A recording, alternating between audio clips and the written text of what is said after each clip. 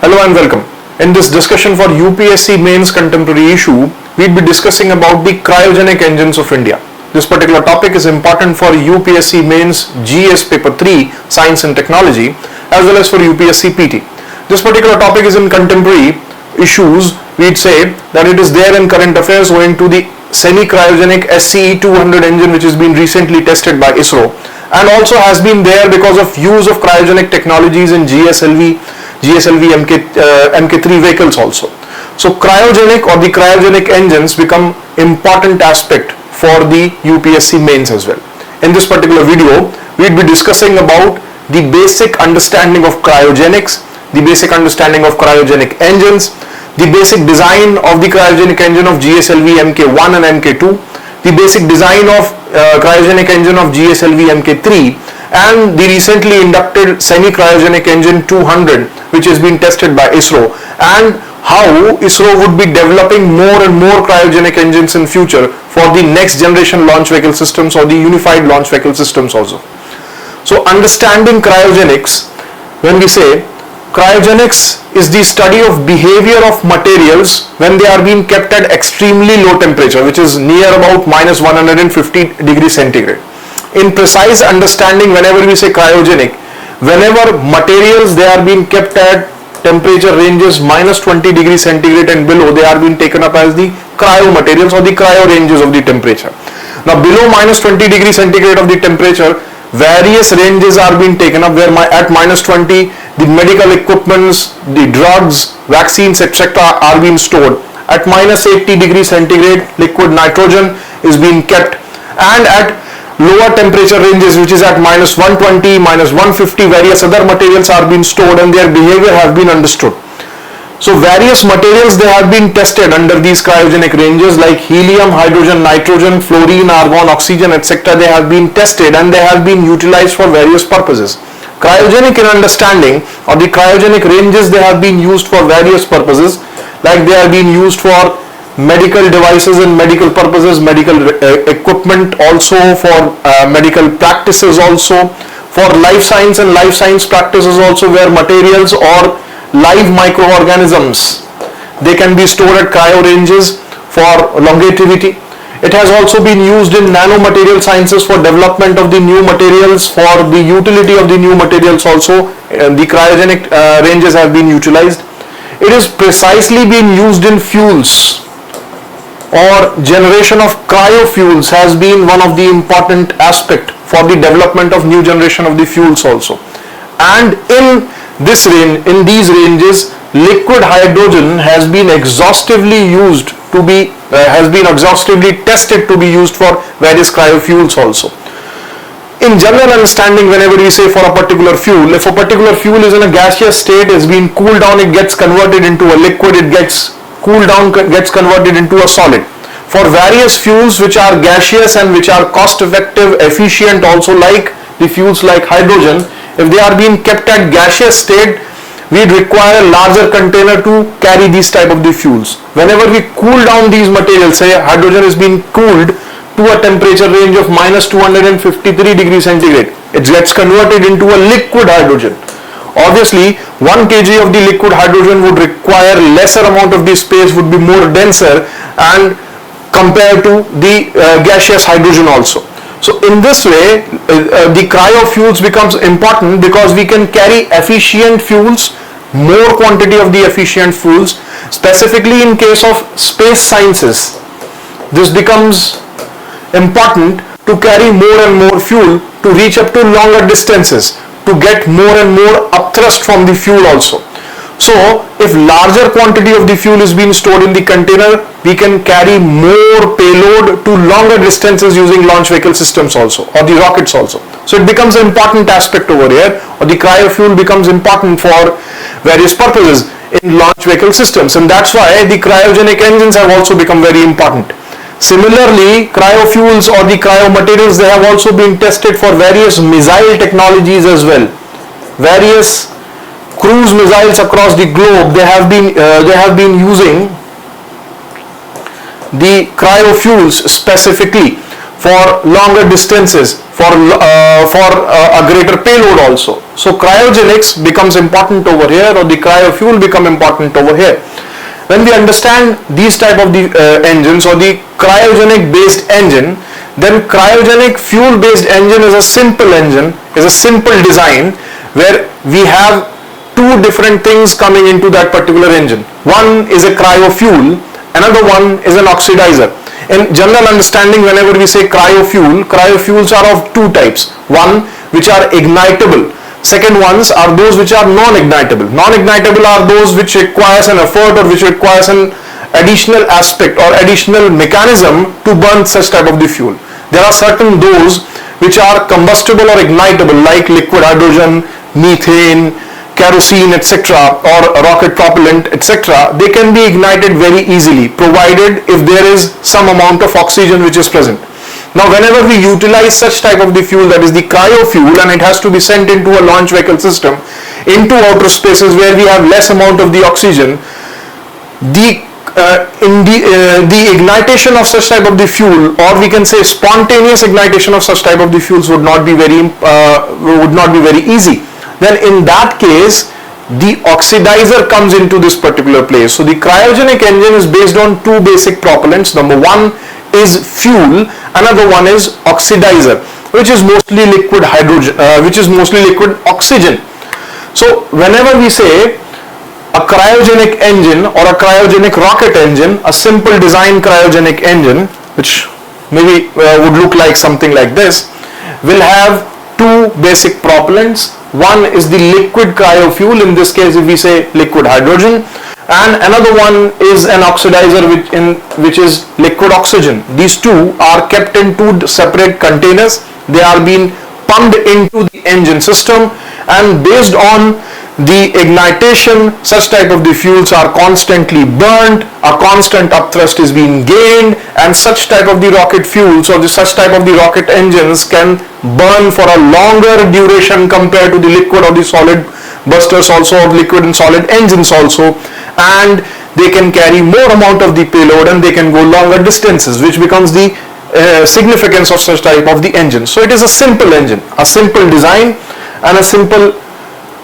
we can say, a simple design and a simple method of burning. We will have a fuel in a tank, we will have an oxidizer in a tank.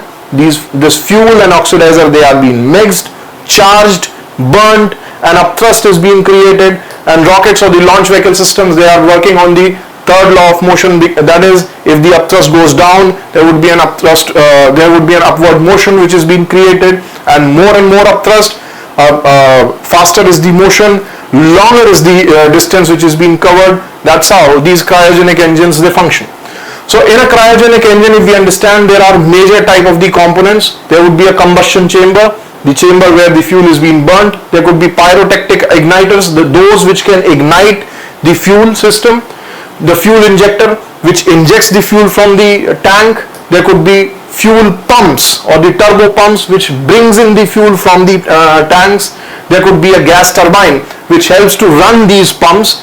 There could be cryo valves which can help to control the flow of the fluid or the fuel over here. Regulators which can also again regulate the cryo valves, and the external fuel tanks, and the nozzle out of which the upthrust or the fumes would come out, which will provide the upthrust over here. So this remains as the basic design of a cryogenic engine over here. We'll have the turbo pumps over here, the igniter systems over here, the nozzle over here, and upward to this there could be one tank connected of the oxidizer, there could be one tank connected of the fuel itself, and on the basis of this, the fuel is being burnt. So a simple design and a simple ignitation of the fuel can generate upthrust. So basically, cryogenic engines become the simplest of the engines that we have for the launch vehicle systems also. Yes, the complexity of course is with the fuel, the type of the fuel which is being used. Obviously, handling such type of the fuel at certain low temperature ranges would become a tedious task, because it is a complexity. And mostly when we understand the cryogenic engines or the cryogenic rocket engines, they will have fuels which are being kept at temperature below -80 degrees centigrade. The first cryogenic engine which was developed in the world was used in Atlas Center of US, and based on that particular design, which was the PRL-10 design, various other rocket engines were designed for NASA, and NASA has gained such a success using cryogenic engines only because they can carry more amount of the payload, they can go longer distances because of the much efficient cryogenic engines or the cryogenic technologies. The most common fuel which is being used for cryogenic is liquid hydrogen, which is kept at minus 253 degrees centigrade, and liquid hydrogen, which is the oxidizer, which acts as the oxidizer, not exactly the fuel, which is kept at minus 183 degrees centigrade. Currently, if we look up to these two fuel systems, apart from these two fuel systems, there could be other fuel systems which are also being utilized. If we understand hydrolox, which is liquid hydrogen and oxygen, then we have the metalox also, liquid methane and oxygen. Then we have kerolox also, the kerosene, the rocket propellant kerosene, which is much lighter than the actual kerosene, and the hydrogen and the liquid oxygen mix. They are also being utilized as those materials, or they can also be utilized as the fuel system for cryogenic rocket engines also. Currently only 6 countries have the cryogenic technologies which are being developed, and India is amongst one of them.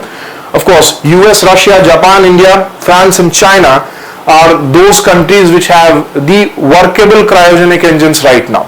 So based on the basic design, the basic method and the basic fuel, a cryogenic engine can be developed. Of course, development can be complex, the fuel handling can be complex, and then handling fuel at zero gravity again becomes a complexity and requires much amount of the time to develop. If we understand the basic development of cryogenic engines, or the basic advantage of the cryogenic engines and the cryogenic fuel also, the cryogenic engine will have higher energy per unit mass of the fuel which is being burned. More energy can be extracted compared to liquid and solid fuel. So more upthrust can be created out of these type of the fuel. Of course, such fuels are more eco-friendly compared to unsymmetrical dimethyl hydrazine, which is being burned in liquid hydrogen, propellant, or the hydroxyl terminated polybutyrate or the gunpowder extract, or the equivalent to that gunpowder, which is being used in solid boosters. These liquid hydrogen or liquid methane or even rocket propellant, they are more cleaner, so they become eco-friendly fuels also. It has lower weight of the cryogenic propellant. The weight of the cryogenic propellant is less, so the overall weight of the launch vehicle system also decreases, because of which the upthrust force required to lift that particular launch vehicle reduces, and so using equivalent amount of the fuel which we use in other rocket vehicles or rocket systems which burn over solid fuel and the liquid fuel, we can go longer distances using such type of the fuel systems also, and they are economical, they are cost effective. Rather, ISRO is developing in such a way that the basic cost right now for the cryogenic fuel, and compared to liquid and the solid fuel, the basic cost for the cryogenic fuel is not more than 4,500 rupees per kg of the payload which is being uplifted. So this somewhere for liquid fuel is more than 10,000 rupees, somewhere for solid fuel is again more than 12,500 rupees. So compared to any other fuel, the cryogenic fuels are more cost effective, they are economical, and they deliver more amount of the upthrust as well. But there are certain peculiar disadvantages with the cryogenic engines also, the cryogenic fuels which are being used. They require bulky tank, of course. When you have to carry liquid, you have to have a bulky tank. There is a particular problem of hydrogen embrittlement. We cannot store hydrogen or liquid hydrogen for longer duration in the tanks, right? Because there would be rusting or corrosion, or the metal would break down because of the reaction with the hydrogen. That is one of the major problem, which is hydrogen embrittlement. Also, hydrogen boil off and the loss of hydrogen because of the hydrogen boil off. Hydrogen boil off is evaporation of hydrogen. Whenever it is being filled in the tanks, it gets evaporated, and there's some amount of the fuel which is being lost as the boil off, which is also one of the major problem. Also, hydrogen is highly reactive gas, so we have to keep it inert in a particular state. That is also one of the major problem. Other fuels, methane or kerosene, they are still under development. They are not being tested right now, though tested, not being exhaustively used as compared to hydrogen. Of course, leakage can also be problem with such type of the engines, not exactly with the engine. These all problems, they come out with the storage of the fuel. So if these complexities, they can be reduced, obviously cryogenic engine can be much better than the liquid propellant engine also, or the solid fuel based engines also. If you can look up to the development of cryogenic engine in India, it is also again a very interesting story. The cryogenic engine development in country or the cryogenic development in the country started in 1989, where ISRO started looking onto the cryogenic based fuel. Of course, Russia by that time has generated the cryogenic engine. In 1987, Russia generated the successful cryogenic engine. In 1962, of course, we have seen the Atlas Center. US has already developed the cryogenic based engines. By 1987 and 1989, inducted by Russia itself, by 1989, India also started looking for the cryofuels, also the cryogenic technology, keeping ahead from the liquid propellant based technologies also, which were also again under development at that time. Now by say 1991, when we had the first PSLV ready with solid liquid propellant getting ready in the country, the first flight of the PSLV came in 1993. We understood that handling solid in the liquid fuel would be tedious, and we require other fuel systems also for the futuristic launch vehicle system. So we started looking on for the cryogenic technology, and the answer came from Russia again. In 1991, we created a pact with Russia for the transfer of technology for the cryogenic engine development. But by that time, India was not the party for missile technology control regime, because the cryogenic engine technology was being used for the missile technology also.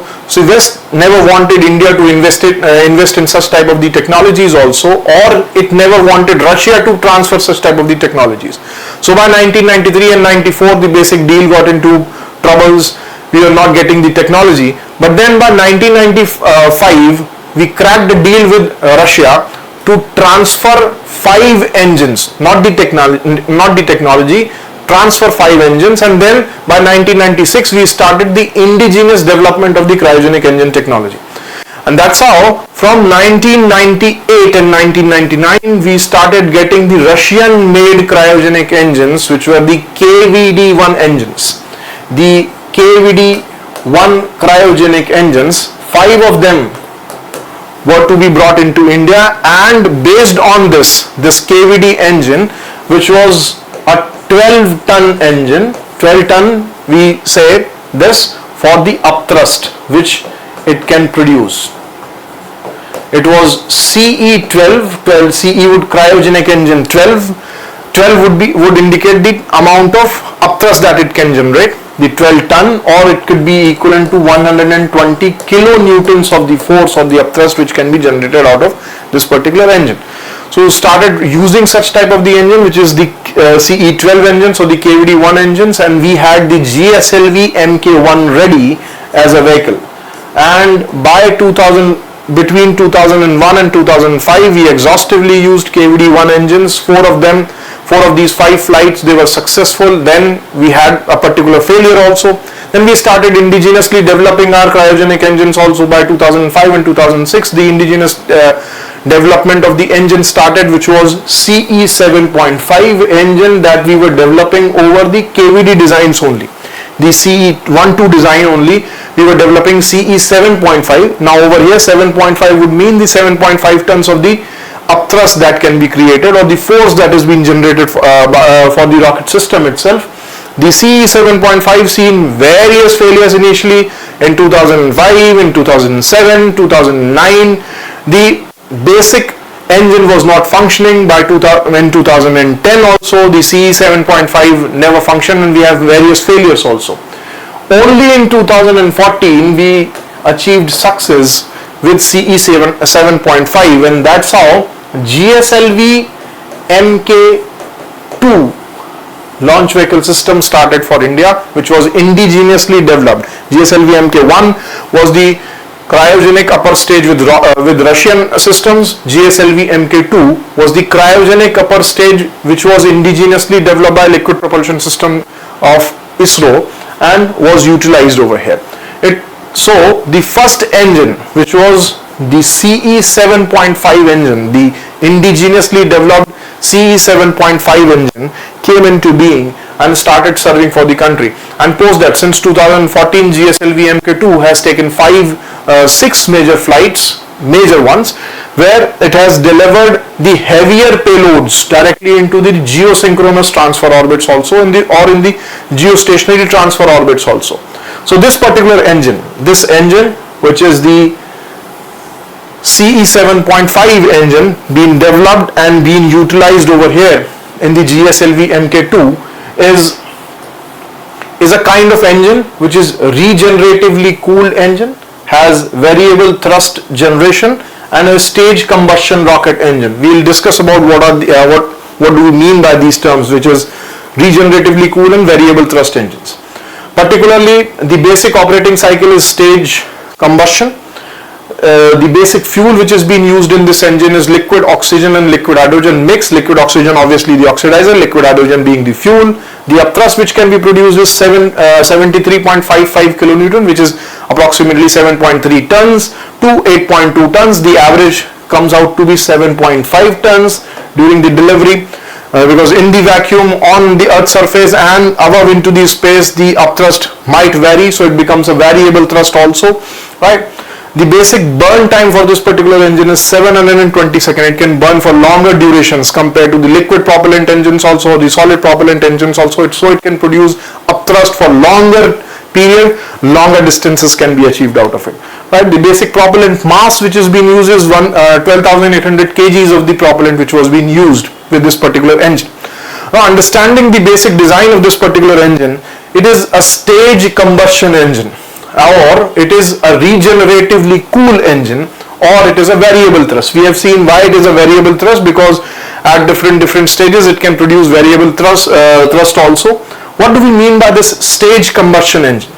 When we say stage combustion engine, this is the basic design of a cryogenic engine. This is the fuel which is being stored, liquid hydrogen. Over here we have the liquid oxygen, which is the oxidizer over here. They are being pulled upon via fuel pump and an oxidizer pump respectively. Now, the particular fuel over here, when we say in the stage combustion, this particular fuel is being burnt in different stages. When the fuel is being brought in, is being released across, it goes through first into a pre-burner. Over here it is being burned. The exhaust of this is being inserted into a turbine. This turbine then runs the fuel pump constantly, and the exhaust which comes out of the turbine is then combusted again into the combustion chamber, apart from the fuel which is being inserted over here. So fuel is not burnt in just one stage. It is first burnt into a pre-burner, then goes into a combustion chamber. It is not directly inserted into the combustion chamber. It is burnt in stages. So it becomes a stage combustion engine over here.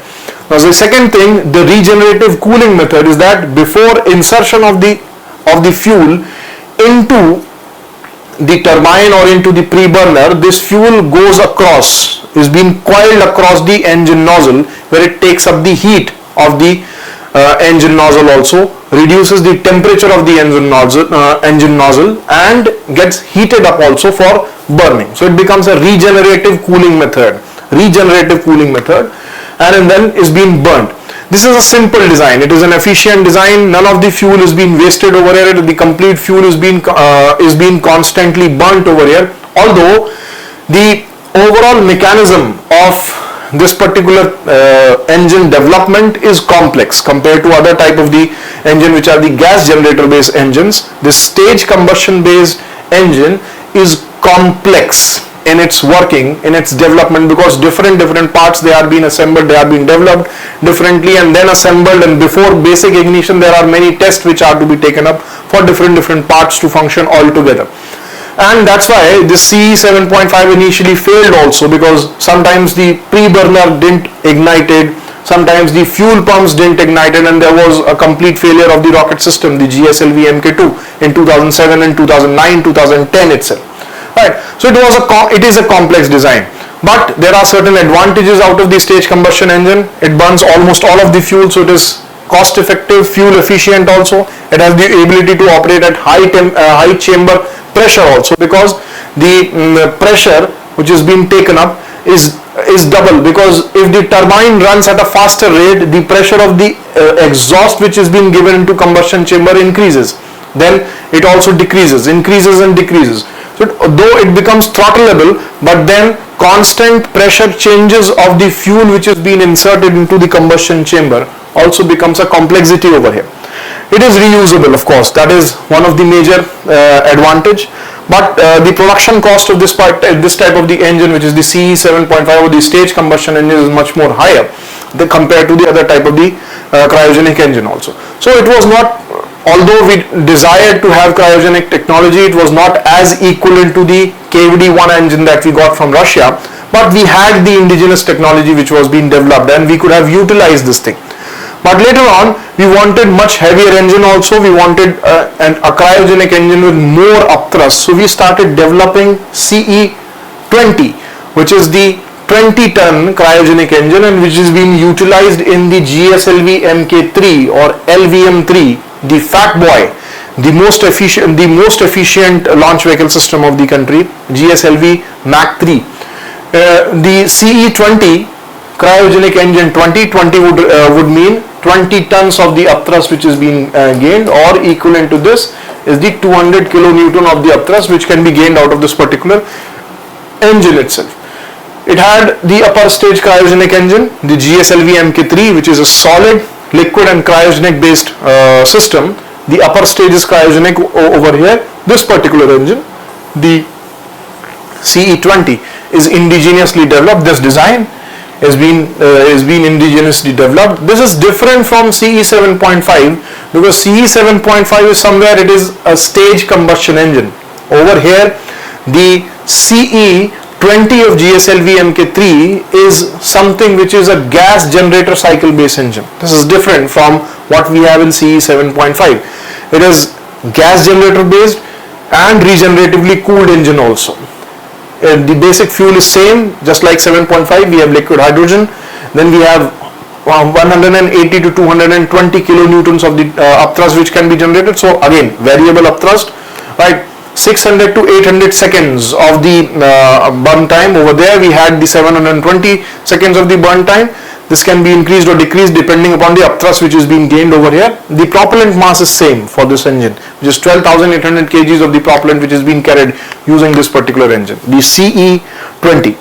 So we understand what exactly is a gas generator cycle and how it is different from the stage combustion cycle. In stage combustion cycle, if you remember, we have seen the fuel is burnt in different stages. It is first burnt into a pre-burner, then goes into a turbine, then the exhaust is inserted directly into the combustion chamber. Over here in the gas generator cycle, the fuel is being divided using a cryo valve and a cryo pump over here. Some of the fuel goes into a pre-burner which then runs the turbine, and the fuel is being whatever is being burnt is being exhausted out of the turbine. That turbine helps to run the fuel pumps, the fuel pump and the oxidizer pump. So faster the turbine would run, more amount of the fuel is being taken out, more amount of the fuel then can be inserted into combustion chamber. So whatever fuel is being burned, faster the pre-burner would burn, faster would be turbine, more would be the upthrust that could be gained from this particular engine itself. So it becomes a constant cycle. But over here what is different, some amount of the fuel is being exhausted over here initially itself, and then rest of the fuel is then regeneratively cooled and then is being directly inserted into the combustion chamber. So it is a gas generator which is being created because some amount of the exhaust which is being created over here becomes the gas generator.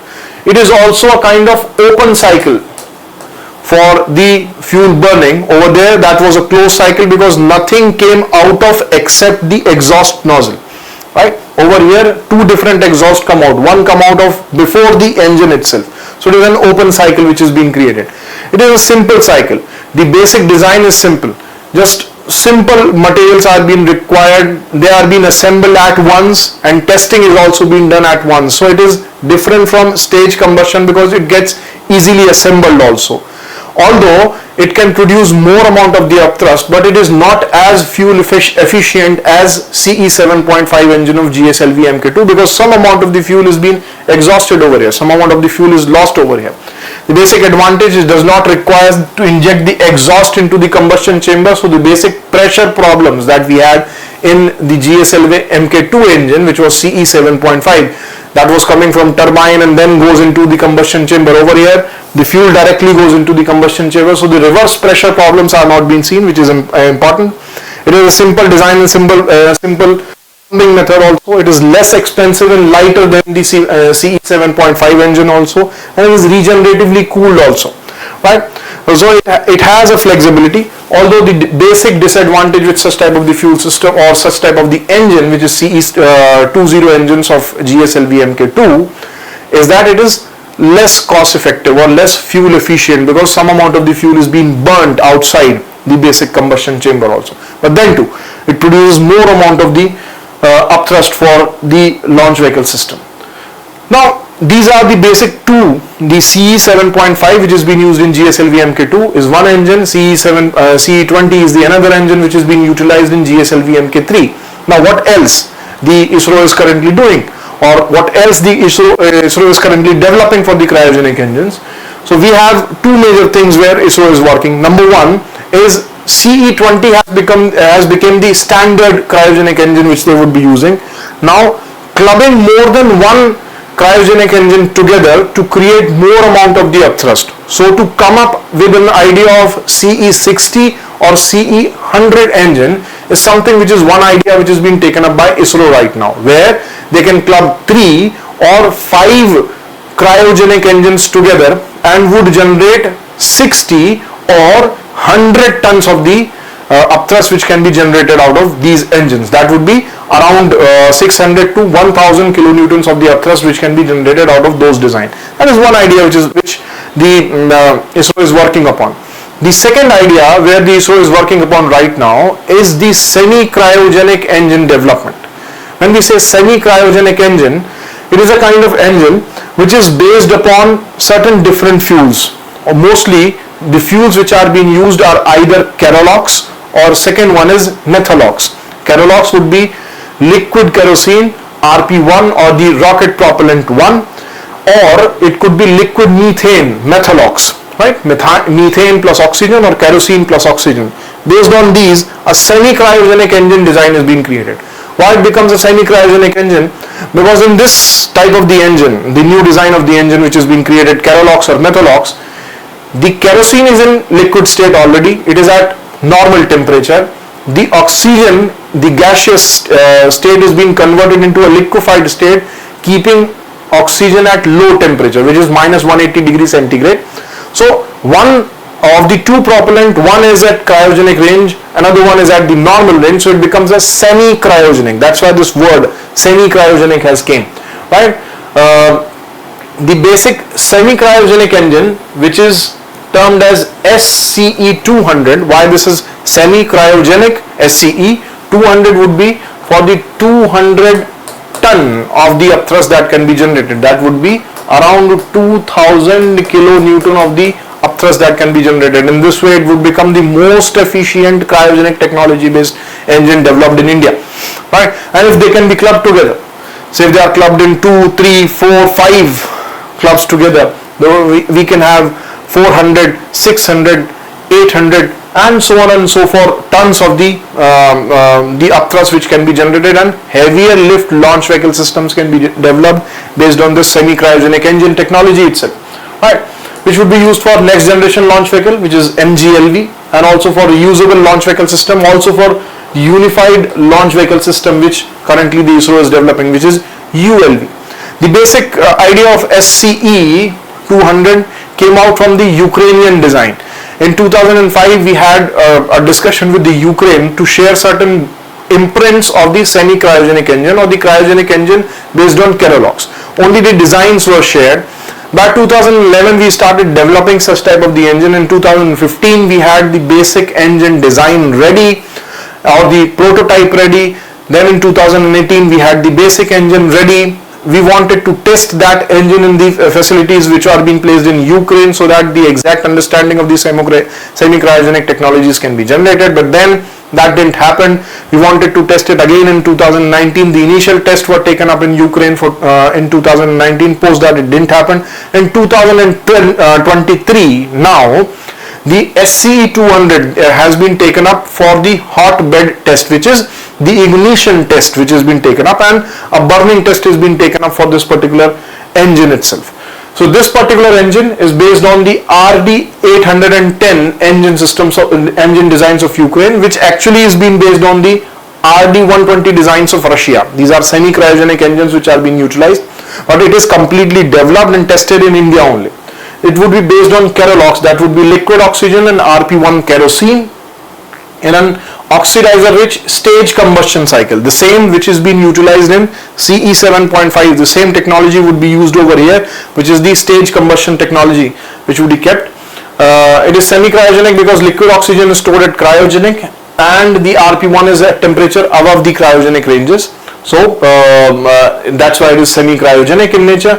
It would be a replacement also. It would, if developed, successfully launched. The initial plan was we wanted this SCE-200 engine to be utilized in Gaganyaan, which was the for the Gaganyaan, or the human space flight mission that ISRO is currently undergoing, or we are planning for 2024 or 25 itself. So we wanted this SCE-200 engine to be placed in that GSLV Mk2, which we are developing right now for Gaganyaan, but that didn't happen because testing was not done in 2019. It was delayed and then we tested only in 2023. It is not that ready. But post 2025, ISRO has said majority of the launch vehicle systems, they will have SCE-200 as a major engine which is being utilized also. So that would replace the basic liquid propellant based Vikas engine that we have, the L110 tank, or the engine that we have with the GSLV also, with the PSLV also. We have the Vikas engines which are being used. They would be replaced by this SCE-200 in the future also. So Vikas engine will also not have much of the life which is being left, and would develop a SC-120 stage. SC-120 stage would be for this. 120, 160, such type of these stages would be developed for futuristic launch vehicle system. Another thing that if we can look up to, then SCE-200 would be based on the rocket propellant, will have a fuel mix of 2.65, that means in rocket propellant and LOX would be the stage combustion cycle, and would produce 2030 kilonewton. This is the highest that we can produce out of the cryogenic engines right now, and the basic burn time would be around 299 seconds, right? If you understand the rocket propellant RP1, then it is highly refined form of kerosene, which is almost similar to a jet fuel. It provides a lower specific impulse. That means the amount of force which is being created, right? But it is more energy efficient because it has a higher energy density. Though having a lower specific impulse than liquid hydrogen, it has a higher energy density, right? That means it is more denser than liquid hydrogen, and the same amount of the fuel would give more resultant upthrust than liquid hydrogen, right? And also compared to liquid hydrogen, it is cheaper and more economic, more cheaper. Less amount of the fuel will be burned to reach up to the same amount of the distance, and so it would become cost effective also and would become eco-friendly as well, right? So that's why this rocket propellant based SCE-200 would be the basic future design that would be developed, this basic future design that would be developed. Now based on this, apart from this Kerolox based engine, the ISRO is also developing one Methalox based engine, which would be liquid oxygen and methane based engine. It is in trial states right now, the basic design stage itself. It would be simple to use and produce. Now this Methalox would be a much lower upthrust engine which would be developed compared to Kerolox. Kerolox we have a 200-ton engine which is being developed. Methalox would be 100-ton. That means 1000 kilonewtons of the upthrust would be generated in that particular engine. So it would be a lower trim of the semi-cryogenic which would be developed based on methane, liquid methane and oxygen.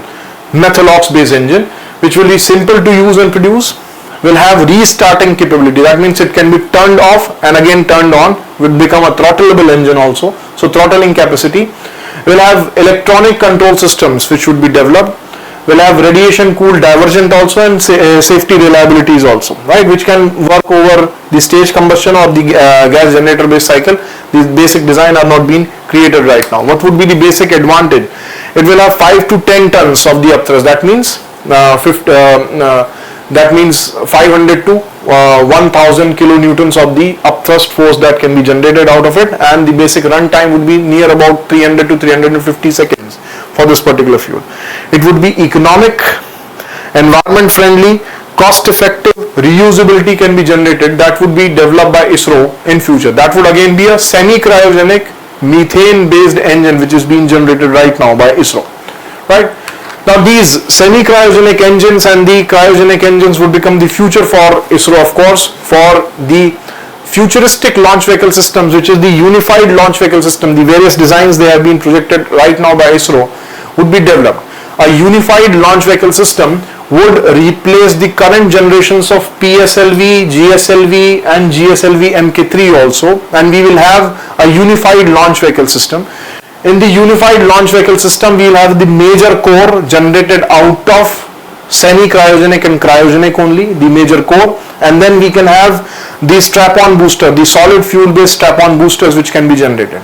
So it will have a semi-cryogenic engine of kerosene and liquid oxygen which would be generated, which would be generating 2000 kilonewtons of the upthrust, that means the 200 tons, and then we can have a cryogenic CE20 or CE60, three of them. 3 into CE20 would become the CE60, or a new design can also be generated for the CE60 as well, right? And then strap-on boosters of different magnitude where they would be generated, which will help to develop a unified launch vehicle system strategy itself. These unified launch vehicle system strategies which will have the semi-cryogenic, the C25 or the CE60 stages that would be generated out over here, or C20 stages that would be generated over here. So the basic core body would be semi-cryogenic and cryogenic only, and then the strap-on boosters over here. Different variants they have been identified, where we can have the smallest variant where a 12 ton fuel-based solid strap-on booster would be generated, based on which 1.5 tons or 4.5 tons, that is 1500 kgs or up to 4500 kgs of the fuel can be sent into either lower Earth orbits, 4.5 tons, or the geosynchronous transfer orbit. That would be equivalent to the PSLV that we have right now, or much better than PSLV that we have right now. Then the second variant, we'll have 3 tons being sent into the geosynchronous transfer orbits, or 10 ton into the lower Earth orbits, much more higher than what we can imagine right now. The maximum we can go up to right now in the lower Earth orbit using GSLV Mk3 is 6000 kgs or 6 tons. We'd be sending 10 tons over here, which will have a 60 ton solid booster, and rest would be the basic design of semi-cryogenic. Then we will have 138 ton solid boosters, just like the basic core of PSLV, or just like the GSLV solid rocket booster itself, and rest would be semi-cryogenic, and we can send up to 12 tons into low Earth orbits, or 4.5 tons or 4500 kgs into geosynchronous transfer orbit. And then we'll have the 200 ton solid boosters, 2 of them, and then the semi-cryogenic and cryogenic body which is being developed, and we'll have 15 tons of the payload which can be sent into the low Earth orbit. So it would become these 2 technologies, that is the semi-cryogenic engine and the cryogenic engine technology, would generate a futuristic, much efficient launch vehicle system. And here, using these, we will not only be developing a medium lift launch vehicle system, but also we will be able to develop a heavy lift launch vehicle system for futuristic designs in India. The heavy lift launch vehicle system, which again will have the semi-cryogenic engines and the larger cryogenic engines, which would be CE60 and SC200 based engines, which would be developed for heavy lift, or the super heavy lift engines that can be generated, where we can send up to 40 tons of the fuel, 40 tons of the payload into lower Earth orbit. This is also under design. This heavy lift and the super heavy lift design are also being created. The same design. we'll have cryogenic and semi-cryogenic into the core, and the solid strap-on boosters that would be generated. So it would become a reusable launch vehicle system also. Futuristic design, where much recently ISRO has spoken about NGLV, or the new generation launch vehicle system. In the new generation launch vehicle system, the basic design is being created in such a way that the three-stage semi-cryogenic and cryogenic base stages would be developed. In the first stage, we can have SC400, where we can club two semi-cryogenic engines together. This would be clubbing of it, where we'll have 400 tons of the upthrust which is being delivered at the first stage itself. Then it will have a second stage, which would be SC120, same just like the semi-cryogenic 200 engine, or two methane based engines can be created over here. Either a methane based or a kerolox based or kerosene based engine can be created. And the third stage, where we'll have the LME10 or LME20, which would be methane based engine, which would be developed over here. That will have 10 tons, or around, if we can double it, 20 tons of the upthrust which is being generated, that would be generated into the upper stage. This would be the basic core body of the NGLV. Now we can have strap-on boosters, and we can generate various unified launch vehicles. This basic core of the NGLV, and then the strap-on boosters, in this way the futuristic launch vehicle systems, they would be developed. So semi-cryogenic in first stage of kerolox, two engines, then kerolox or methalox, and then methalox based or methane plus liquid oxygen based the upper stage, which would be developed for the new generation launch vehicle systems. So cryogenic technologies or engines would become so important for us. So right now we'll have in the current state of development, we have the SCE200 which is being developed, and a methane based engine which is currently also being developed right now by ISRO. More and more methane based engines they would be developed, and clustering up of these semi-cryogenic engines, they would be taken up also, and then a basic rocket body or the core body or the core booster for the next generation launch vehicle system would be developed.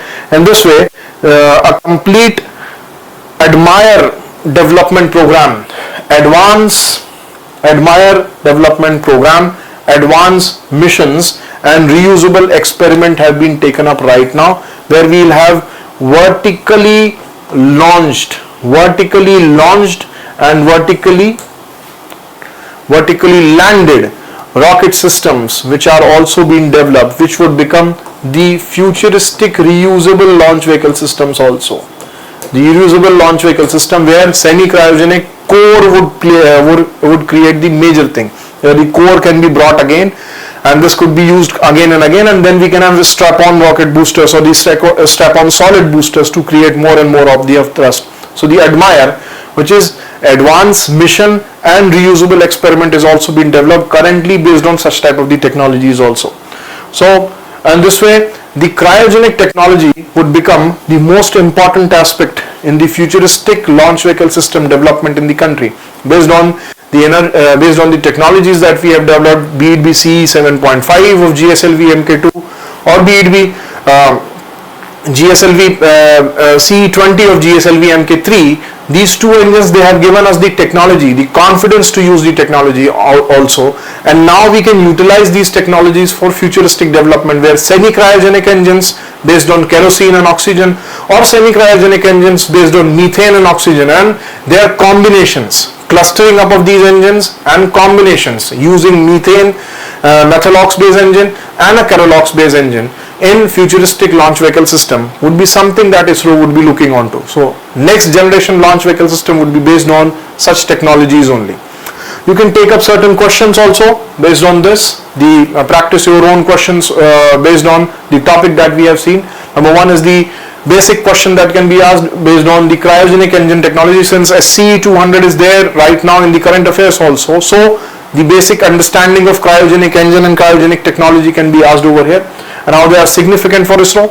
Second, explain how cryogenic engine technology would be significant in development of the next generation launch vehicle system, would also be something which can be important. And the third one, explain how cryogenic engine technology is leading ISRO to a cost-effective yet efficient solution, which can also be certain questions which can be practiced based on what you have studied in this particular video. So that's it for this particular video. I hope this was a learning experience for you, and we'll continue to come up with more such topic. Thank you very much.